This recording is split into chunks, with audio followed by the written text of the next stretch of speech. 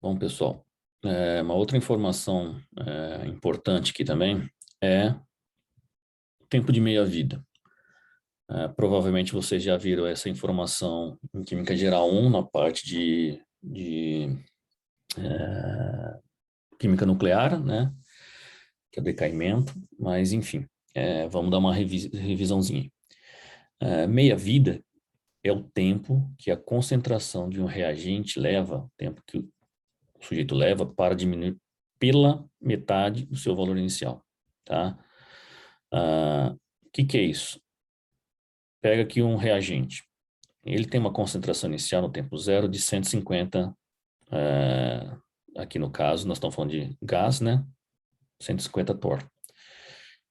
Qual é o tempo que ele leva para que essa concentração caia pela metade? Qual que é a metade de 150? É 75, né? Então, neste ponto aqui, onde a concentração, no caso aqui a pressão de vapor, é 75 torr, qual é o tempo? Então, esse aqui é o tempo de meia-vida, tá? Beleza. Agora, se nós... uma outra pergunta. Digamos que aqui 75 seja a concentração inicial agora. Qual que é a metade de 75? 37,5. Então, vamos para o 37,5. Qual é o tempo que levou desse cara aqui para cair pela metade? Esse tempo aqui, tá? Então, é isso que significa tempo de meia-vida. Existe correlações, né? Para um processo de primeira ordem, por exemplo. O tempo de meia-vida nós colocamos assim, ó, um T, né? Meio, tá? Subscrito meio. É o tempo gasto para que uma concentração inicial chegar na sua metade, tá? Diminuir pela metade. Então, para uma reação de primeira ordem, é dado por essa equação, né, que a gente viu anteriormente. Então, fazendo as substituições aqui, né, onde eu tenho que a concentração inicial, a concentração final, que no caso seria a metade dela, né, que é a metade. Se eu substituir aqui, né, e fazer todo o processo matemático, eu vou chegar aqui. Essa correlação aqui, quando eu substituir isso aqui pela metade, vai chegar num que a gente chama de tempo, né, de meia-vida, de 1 sobre K vezes 0,693, tá? Toda a dedução matemática está aqui, mas o mais importante que a gente tem que entender que foi usado todas as informações que a gente já havia trabalhado anteriormente, tá? A correlação, né, as concentrações inicial e final, e é isso. E o resto é tudo tratamento matemático, tá? Substituir, vai cortando o que tem que cortar, fica o valor, né? ln de meio, na verdade, né? Que é 1 sobre 2. Tem um aqui e um aqui. 1 e 1,5. Vai dar um valor de 2, né? Só fazer a conta. 1, quanto que é 1 dividido por 0,5? Dá 2. ln de 2 é um número fixo, que é 0,93, tá? E fica 1 sobre k. Isso nós chamamos de T meio, ou seja, que é meu tempo de meia-vida. Tá? Para uma reação de segunda ordem, também que nós vimos já a correlação, tá? Eu tenho aqui, ó, meu T meio é 1 sobre K vezes a concentração inicial do reagente. Vamos fazer para fixar essa informação, mais um exercício, nosso exercício 11 aí, a relação de conversão de cloreto de butila em butanol. Cloreto de butila em butanol. É de primeira ordem. Equação 1, tá? É de primeira ordem. Então, a gente está dando uma informação aí. Estime a meia-vida, né? Tempo de meia-vida do cloreto de butila em água. Cloreto de butila em água. Então, eu quero saber quando que é o tempo onde a concentração aqui cai pela metade, tá? Então, vai vindo aqui para cá, tá? Vamos ver como a gente faz isso. A informação que eu tenho aqui é primeira ordem. Então, se eu não tenho muitas informações, eu posso tirar do gráfico, tá? Qual que é o tempo de meia-vida?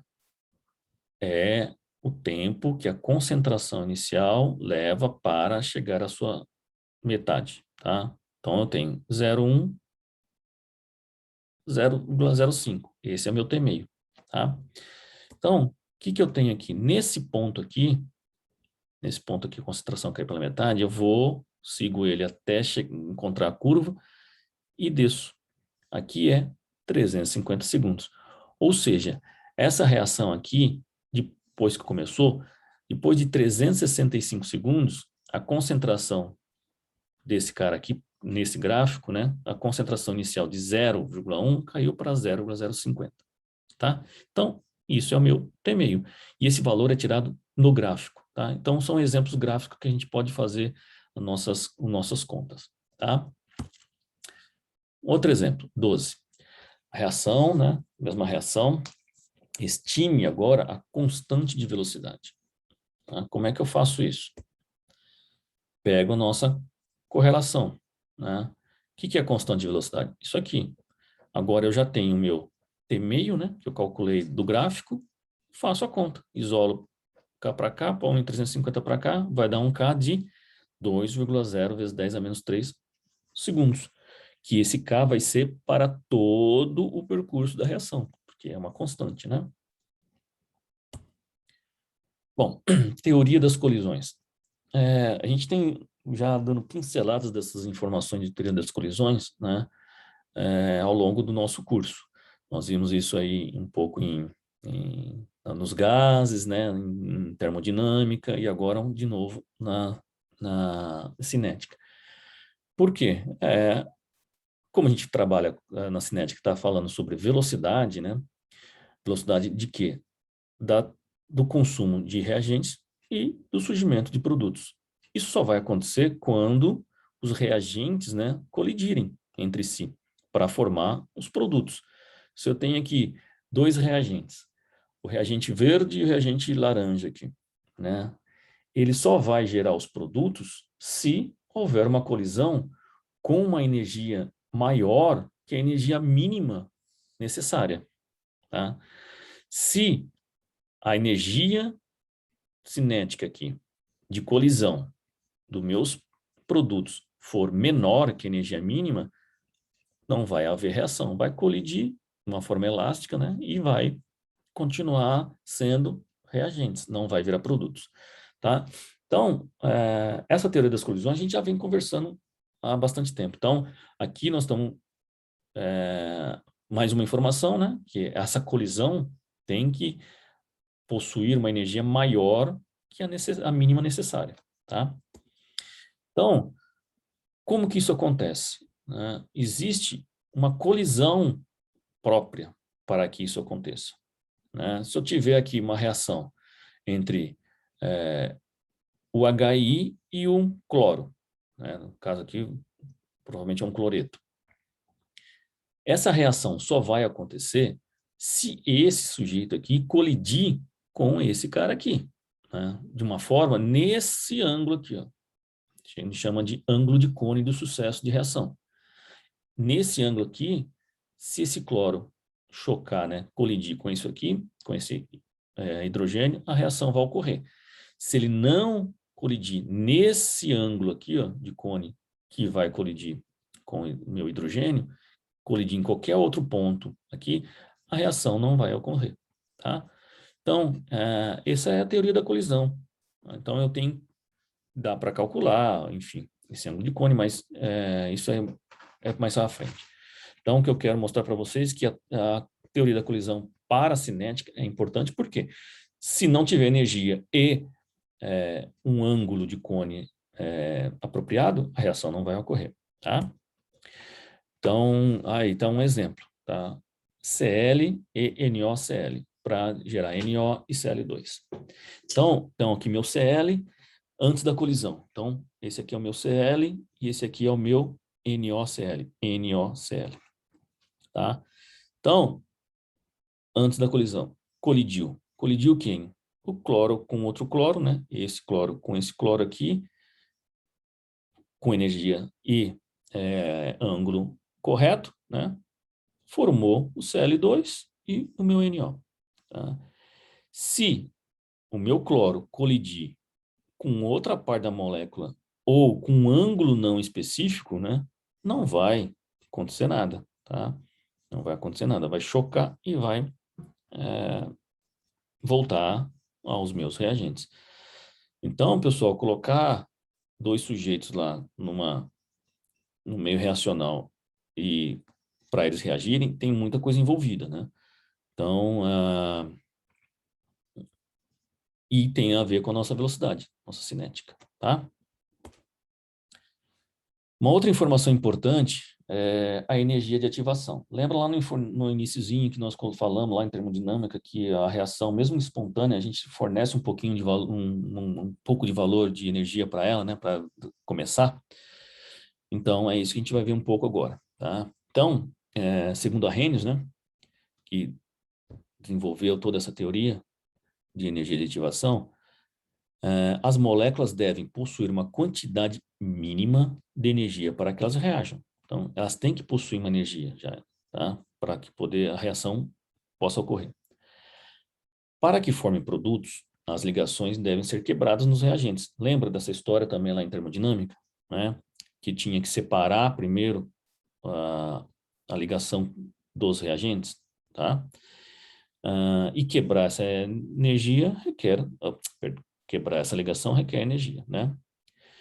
Então, energia de ativação, o que é? É a energia mínima necessária para iniciar uma reação química, tá? Então, é a minha energia de ativação. Então, vamos considerar aqui uma reação que, na verdade, não é propriamente uma reação, né? É um rearranjo. Esse cara aqui, ele se rearranja e forma isso aqui. Observem vocês que essa metila aqui estava ligada a um nitrogênio, ela foi virando e se ligou ao carbono. Tá? Nesse processo aqui, é rompida essa ligação, forma um intermediário, onde ela está aqui parcialmente ligado nessa ligação tripla aqui, né? Mas isso a gente chama de um intermediário, um complexo ativado, esse símbolo aqui, e depois, na hora que termina o giro aqui, se liga ao carbono e forma a ligação propriamente dita, tá? Então, é isso que está escrito aqui, tá? Então, nessa molécula aqui, a ligação dobra-se, né? Ela vai dobrando aqui, ó, até que a ligação CN se quebra, né? CN se quebre e fique perpendicular. Fique perpendicular, tá? A parte aqui, tá? Essa estrutura é denominada complexo ativado, que nós falamos, tá? Tem um asterisco aqui, ó, o estado de transição. A energia necessária para a dobra e a quebra acima chama energia de ativação. Então, aqui eu tenho uma energia para que isso ocorra. Essa energia chama energia de ativação, tá? E uma vez que a ligação é quebrada, o processo ocorre naturalmente, tá? Então, eu preciso dar uma energia aqui para que isso ocorra. Essa energia é a energia de ativação. Então, é isso que está acontecendo, pessoal. Eu tenho o meu, teoricamente aqui, né, o meu reagente. Essa ligação aqui, ela vai se curvando, né? Isso aumenta a energia da molécula, ela vai se curvando, tá? Ela estava linear, ela vai se curvando. Até que chega aqui, que essa ligação, né, rompe, forma um complexo ativado, esse cara aqui, ó, forma um complexo ativado, e depois começa a descer e formar uma nova ligação, tá? Até que chegue no meu produto final. Então, a diferença entre essa energia do meu reagente e do complexo ativado, isso nós chamamos de energia de ativação, tá? E no caso aqui, eu tenho o meu ΔE aqui, que, né, a gente já viu isso no tópico passado, tá? Então, é isso que está acontecendo, tá? Eu tenho aqui uma energia de ativação e desce para o produto, tá? Então, no caso aqui, já não é um rearranjo, é uma reação propriamente dita. Eu tenho dois reagentes aqui, né? Formou um complexo ativado, onde, observem, aqui essa ligação quebrou, né? Ficou pontilhado, né? Que é assim que a gente coloca, como faltou o asterisco aqui. E também essa ligação não está formada propriamente dita, tá? Então, aqui rompeu mesmo e formou uma nova ligação. Então, eu tenho meus produtos aqui. Tá? Então, relembrando aí de termodinâmica, tem os dois processos, exotérmico e endotérmico, e observem vocês que, apesar de ambos terem energia de ativação, né, nesse caso aqui de um processo endotérmico, né, a minha energia ainda dos produtos é maior que a dos reagentes. E no caso de uma reação exotérmica, a energia dos meus produtos é menor que a energia dos meus reagentes. Tá bem? E observando, né? Se eu quiser reagir, fazer com que essa reação volte, né? Seria uma reação reversível. A minha energia de ativação é a mesma. Só que agora, se eu falar que isso aqui é meus produtos, né? Vai ser maior do que os reagentes, tá? É isso que está falando, assim, ó, energia de ativação de um processo reverso. Então, o que a equação de Arrhenius nos traz? Traz uma correlação entre algumas informações que está relacionado com a energia de ativação. Eu tenho minha constante de velocidade, eu tenho minha fator de frequência. Fator de frequência tem a ver com a teoria de colisão, a frequência com que os átomos se encontram, né?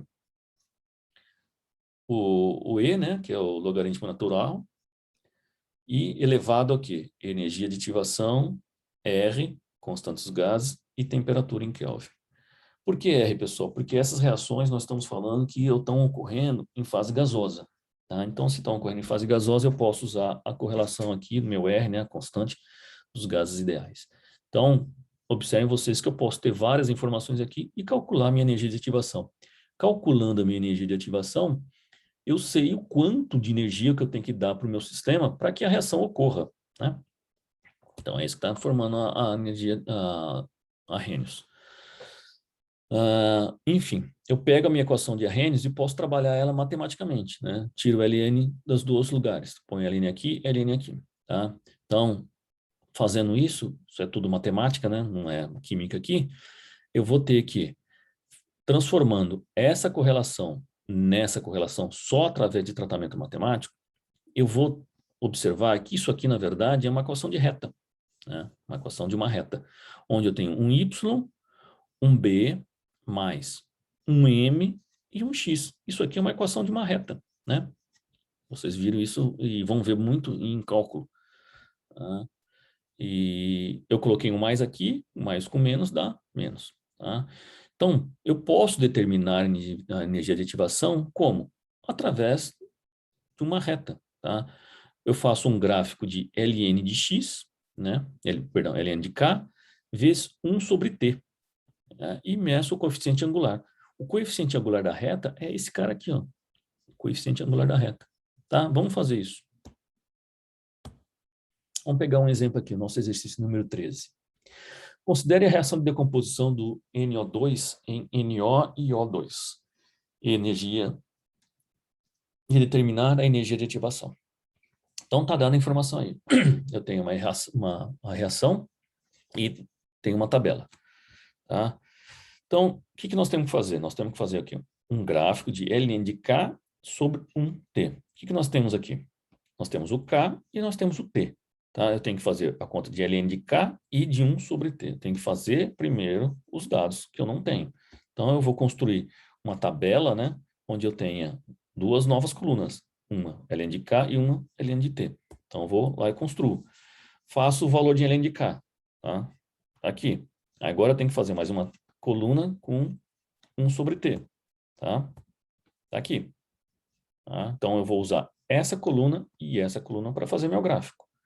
Faço meu gráfico. Tá? E eu sei que o coeficiente angular, o que é o coeficiente angular? É o angular desta reta aqui, né? Coeficiente angular desta reta aqui. O que é? Ln final menos Ln inicial. 2,36. Qual que é o meu Ln final? Está aqui, ó. Lembrando, né? A minha, ela progride nesta direção. Então, começa aqui. Meu ln final. Desço. Qual que é o meu ln final? Está aqui, ó. Vou 2,36. Está aqui. Tá? E o meu ln inicial? Está aqui, ó. 306. Tá bem?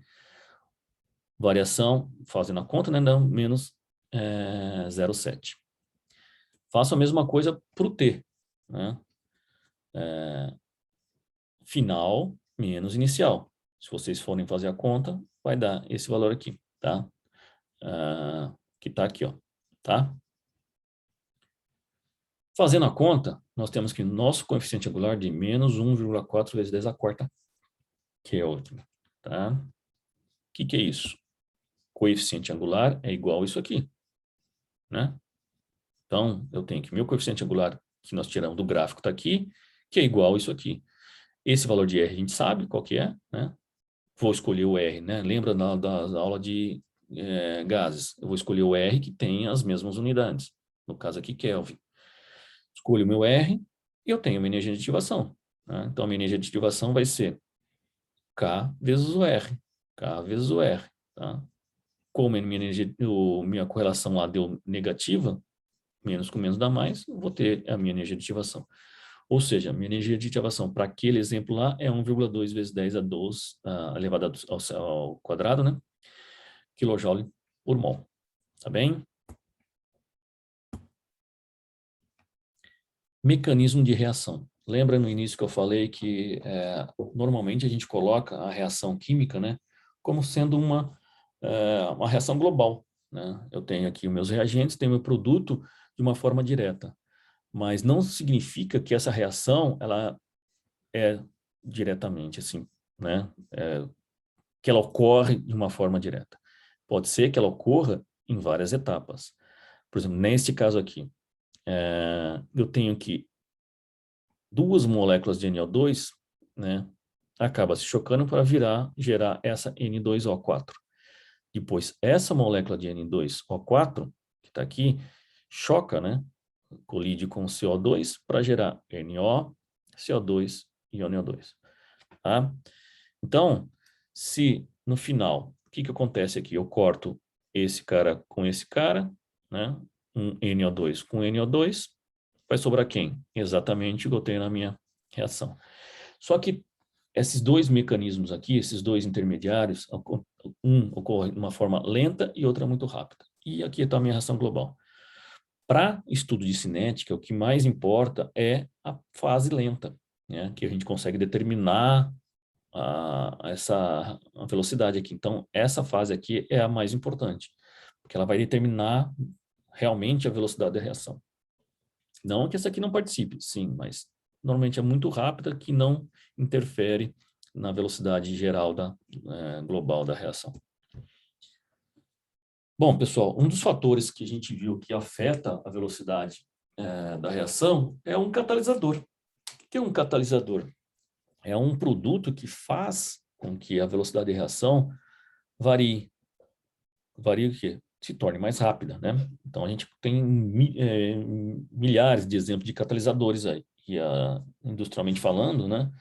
Quanto melhor e mais eficiente for um catalisador, melhor para todo o valor econômico do produto, né? Agregado. Então, na verdade, existem dois tipos de catalisadores. Um homogêneo e um outro heterogêneo. Tá? O que é um catalisador homogêneo? O catalisador e a reação estão na mesma fase. Tá? Vamos pegar aqui uma reação da composição do peróxido de hidrogênio. Tá? O peróxido de hidrogênio se decompõe em água e oxigênio. Essa reação aqui ela é bem lenta. Tá? Só que quando a gente coloca na presença de um íon ou bromo, isso aqui essa reação ocorre muito rapidamente, mas por dois processos. Tá? O peróxido de hidrogênio reage com o meu íon bromo, né? Gera Br2 e água.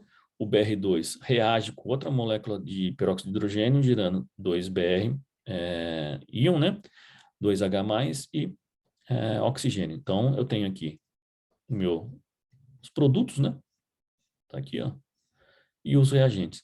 E o que mais importante, eu consigo recuperar o meu catalisador. Tá? O catalisador, propriamente dito, ele participa da reação, mas ele não reage com os reagentes. Ele tem que ser recuperado no final.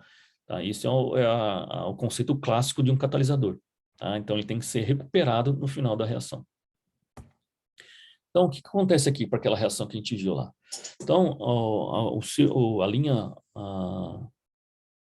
vermelha aqui, né, é a minha reação não catalisada. Ela tem a energia de ativação, É uma forma lenta, mas beleza, tá? E gero meus produtos aqui. Quando eu tenho a forma catalisada, né, o que acontece? A energia de ativação já é menor, né? Ou seja, se é menor energia de ativação, eu preciso de menos energia e vai ser mais rápido, provavelmente. E observe que você tem agora dois picos de energia de ativação, porque, na verdade, essa reação passa por um intermediário, né? Lembra aqui, ó, tem um intermediário. Passou pelo intermediário, tá? Então, eu tenho aqui, aí girou um intermediário aqui, que vai ter uma outra energia de ativação para chegar no meu produto, tá? Nos meus produtos. Então, isso aqui é clássico de uma reação que foi catalisada. E a catálise heterogênea, né? Enquanto o catalisador e o meio reacional estão em fases diferentes, tá? Vamos ver aqui ó, uma hidrogenação do etileno, que é colocar, né, hidrogênio nesse sujeitinho aqui. Aí eu tenho um ΔH negativo aqui, então tá beleza. Então a reação é lenta, essa reação aqui é lenta, na ausência de um catalisador. Mas se eu colocar um catalisador metálico, né, isso aqui já foram testados alguns, níquel, platina ou paládio, a reação ocorre rapidamente à temperatura ambiente. E esse cara aqui, né, está em fase gasosa, e esse cara aqui, fase sólida. Então, são fases diferentes. Então, é uma catálise heterogênea. E ocorre da seguinte forma. Está aqui meus reagentes, né? Aqui está o meu catalisador. Esse catalisador existe sítios ativos, né? Que vai absorver as minhas moléculas de reagentes, vai absorver e vai fazer com que a molécula de hidrogênio, né? A ligação quebre e forme dois hidrogênios no meu sítio ativo, e esse processo, né, passa um hidrogênio para a minha molécula e depois a outro hidrogênio para essa molécula. Tá? E depois que formou o meu produto, o catalisador libera o produto e é recuperado. Ou seja, né, o catalisador não reagiu, proporcionou que a reação ocorresse de uma forma mais rápida e foi recuperada no final. Tá? Esse é um processo de catálise heterogênea. Existe um sistema específico, né, que chama de catálise enzimática, que são feitos pelas enzimas, que faz uma conversão específica de reagentes em produtos, né, que é muito visto, isso é mais utilizado nos corpos vivos, né, na gente. Então, uma catálise enzimática. O que faz? Ela é específica para um tipo de substrato. Qualquer outro substrato que não for o específico não vai reagir, né, não vai reagir. Então, esse substrato encaixa perfeitamente, né, na minha enzima, que a gente chama de chave fechadura, tá? E gera os produtos, faz uma catálise enzimática, tá? Então, esse substrato aqui, sem essa enzima, não geraria esses produtos aqui, tá? Existe um processo que a gente pode fazer uma inibição da enzima, né? Fazendo com que aqui encaixe uma outra chave, impedindo que o meu substrato chegue, né? E não vai formar o produto. Isso pode ser bom se esses produtos forem prejudicial à saúde, né? Se esses produtos forem bons, a gente não quer que a enzima catalise, né? Então, essas enzimas são catalisadores biológicos, né? São bastante eficientes. A maior parte são moléculas de proteínas com massas moleculares muito grandes, né? Nessa escala aqui de 10 a sexta unidade de massa atômica. E elas têm uma forma muito específica, né? Como a gente estava falando no slide anterior, para catalisar reações muito específicas, tá? Então, elas têm forma para que as reações sejam específicas, tá? E ainda, né, essa informação também já viu, né, sofrem a reação dentro do sítio ativo, né, que é o caso que a gente chama de chave fechadura. O substrato se tranca dentro da enzima e ocorre uma rápida reação, tá? Então, aí depois formam os produtos. Então, isso aqui é um resumo do que uma catálise enzimática ocorre, tá? Relembrando, né, que acabou de falar, que os substratos cabem dentro da fechadura, né?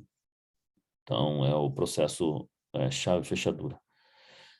Se uma molécula se liga firmemente a uma enzima para que o substrato não possa desalojá-lo, então o sítio é bloqueado. É o que a gente acabou de falar também, tá? Isso aqui é só um resumo. Então, a gente chama isso de inibidor de enzima.